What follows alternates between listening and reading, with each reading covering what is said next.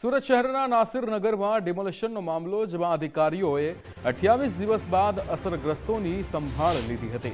નાસિરનગરના વિસ્થાપિતોને રહેવા માટે community hall ફાળવાયો હતો। સરકારી કોમ્યુનિટી હોલમાં અસુવિધાઓ હોવાનો ગંભીર આક્ષેપ લાગ્યો હતો।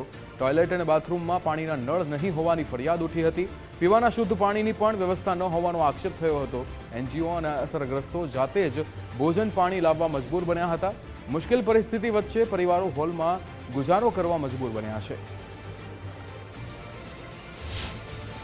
28 दिन के बाद जो डिमोलिशन हुआ, भूतिया डिमोलिशन नासिर नगर में, उसको 28 दिन हो चुके हैं।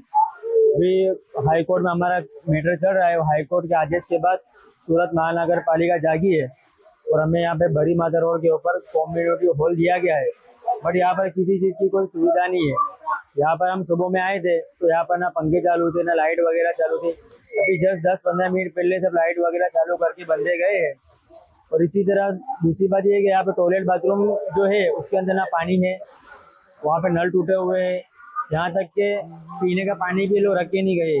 इतनी खराब हालत है यहाँ पे। और मेरा घर खा करके तोड़ दिया और हम लोग को नहीं बोला कि जाओ म्यूनसिपालिटी जाओ, वहाँ जा करके अर्जी करो तो थोड़ा दिन के लिए रुक जाएगा घर।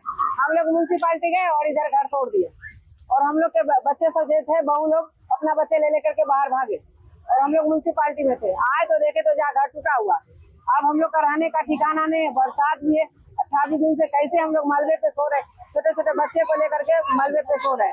ऊपर सोऊंगी तो छत पे से गिर जाऊंगी। और 3 रूम मेरा पूरा टूट गया है। हम लोग 3 परिवार है, सब बच्चे लेकर के जितने हैं आजू बाजू सब रोड पे सो रहे हैं।